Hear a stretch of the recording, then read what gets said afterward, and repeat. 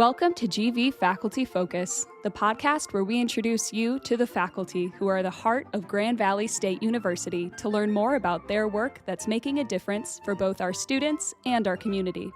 And here's your host, GVSU President Philomena Mantella. Hello, and thanks for joining us at GV Faculty Focus.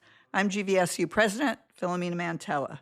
Today, I am so pleased to welcome Dr. Susan Cleghorn. Dr. Cleghorn is a professor from our College of Health Professions with the Occupational Science and Therapy Department and serves as the director of the Post-Professional Doctorate Program.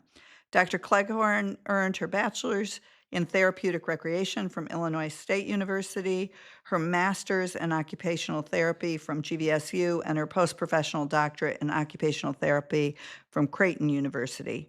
In 2008, she began teaching at Grand Valley, and in 2018, she received the GVSU Pew Excellence in Teaching Award. She is absolutely known for developing unique ways to connect her scheduled teaching, scholarly areas of interest, and service, frequently tying these things together by focusing on community, which we absolutely love. Thank you, Susan, for joining us today. Thank you, President Mantella. It's an honor to be here. It's exciting to have you. You have developed over 15 partnerships with agencies across West Michigan through occupational science and therapy. What inspired you to integrate the work with community service? Well, I would say that we are so fortunate in West Michigan to have so many organizations to partner with, not just traditional healthcare, but other organizations as well.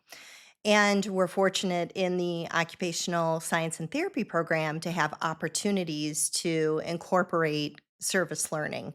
So one example is we have a group interventions class that we teach in our master's programs.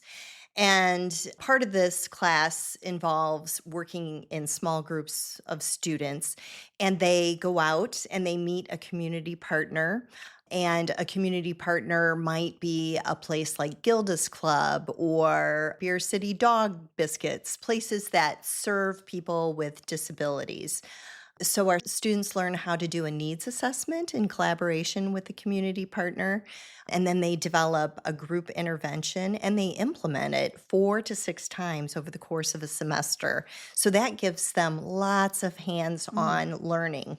And I'm just a huge fan of, and I firmly believe in service learning as the highest level of learning and engagement for our students, especially when they're going to go into healthcare and work with real people every day. Yeah. Contextualizing the learning is so important. We think we understand it, but when you go out within a community and actually begin to apply it, it is so different. And by the way, Beer City Dog Biscuits is Lily's favorite. It's all we buy is Beer City Dog Biscuits. They're a wonderful organization. Talk about local to global. You've also developed international service learning experiences for your students. I think the last time was in Greece.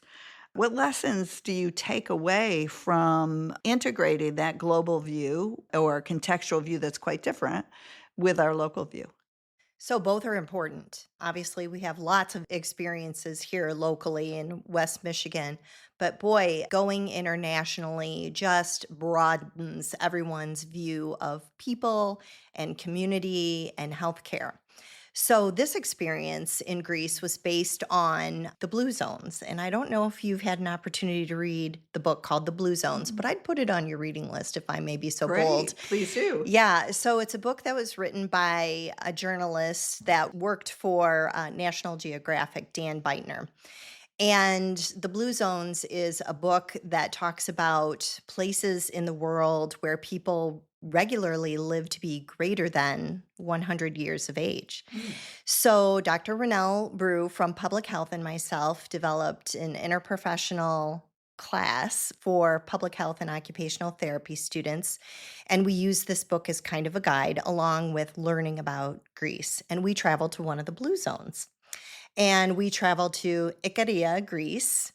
And that was kind of the final culmination of the class. So we had 8 students. We went to Ikaria, and students and Dr. Brew and I immersed ourselves in the daily routines and the culture of the community in this little tiny town. It's actually, the town is called Nas. And we did everything that they did in the course of a day. We hiked to the farm. We planted. We did farming. We harvested. We took what we harvested back to the kitchen, and we learned how to prepare healthy meals. And we sat together with people from the community and shared the food that we had prepared, and they brought what they had prepared. So we learned how to make olive oil and wine and honey and all the things that I think contributed to their health and well-being. But your question was, what did the students learn? All of our jaws just dropped because life was just so simple and the pace was slower. No one wore a watch.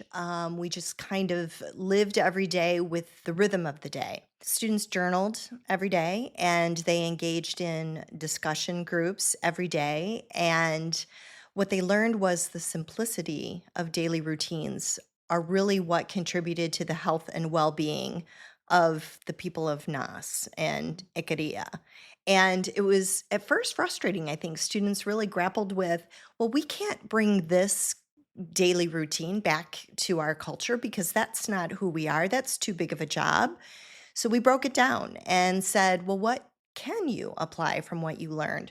And they determined that what they could do is be respectful of each person's daily routines. What contributes to their health and well-being, and how can we capitalize on those things and then minimize what takes away from health and well-being, whether it's an injury or an illness or some other barrier to health. So it was an incredible experience. I highly recommend reading the Blue Zones and going to Greece. I've been to Greece. It's a lovely country. And I can just, as you were animating that story, I could just see the wonderful country and people that are there. So amazing. It's so important. And I was going to ask you, but you did it, like how they can apply it to our lives, but you did it by taking those pieces into our lives. But it's so important for us to move from treating illness to promoting wellness in our healthcare systems. So I'm super excited about hearing that was sort of the frame that you put on the work. I always tell my students when I teach older adult classes in occupational therapy, 6% of older adults are in a facility. What about the 94% of older adults that are out there living in the world? How are we helping them? What are we doing? So that was a big lesson that we could apply to this experience and beyond. We often talk at GVSU about training students for meaningful life and professions.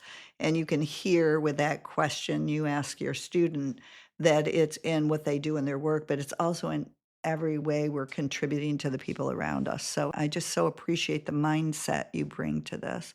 Tell me what inspired you to do this work. The work in Greece or No, just no, the your field, your profession. Oh, the my lifelong profession. commitment to Oh this my work. goodness. Okay. Well, I'm going to go in the time machine for a minute and tell you that when I was in high school, I had a job at a nursing home and I worked in the kitchen first, and then I was a certified nursing assistant, which is very difficult work, very challenging. But I loved the people. I loved the older adults. I loved the teams of people that took care of them and empowered them. And that really was the spark for healthcare. Well, I ended up learning about therapeutic recreation first, and I kind of grappled with nursing, therapeutic recreation, and then I thought, I'm going to do therapeutic recreation. You get paid for this stuff, and it's so powerful. It's amazing. And we offer that degree here, Yeah. even though I went to Illinois State, we offer that degree here. So in one of my first jobs as a rec therapist, I was actually the rehab manager of a skilled nursing facility in Kalamazoo, and I worked with a team of speech therapists, occupational therapists, and physical therapists. And one day, one of the occupational therapists said to me, let's co-treat. That's when two professions or two type of therapists work together with a patient or a client. And she said, let's work with this resident who's from Italy.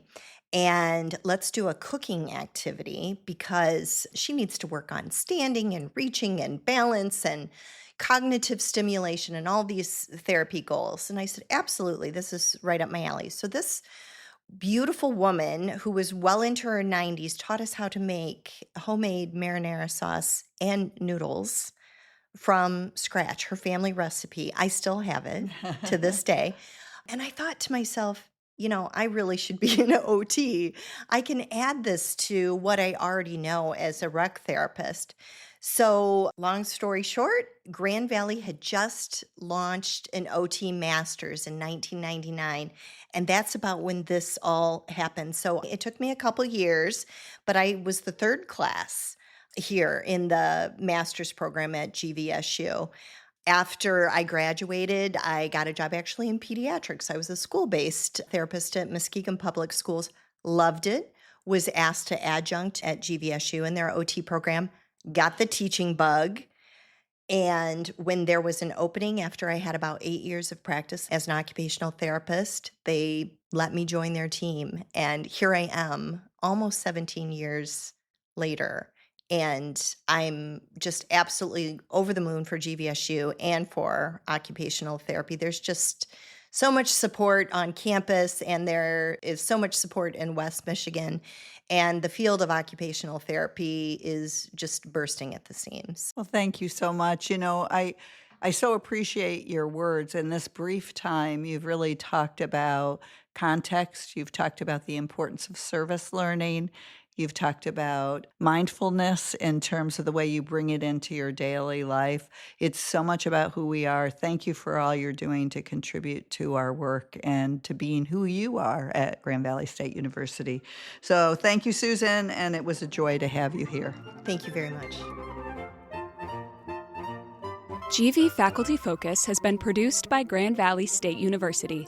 Theme music performed by Associate Department Chair and Professor of Saxophone, Dan Grazer, and the Cinta Quartet. Thanks for listening.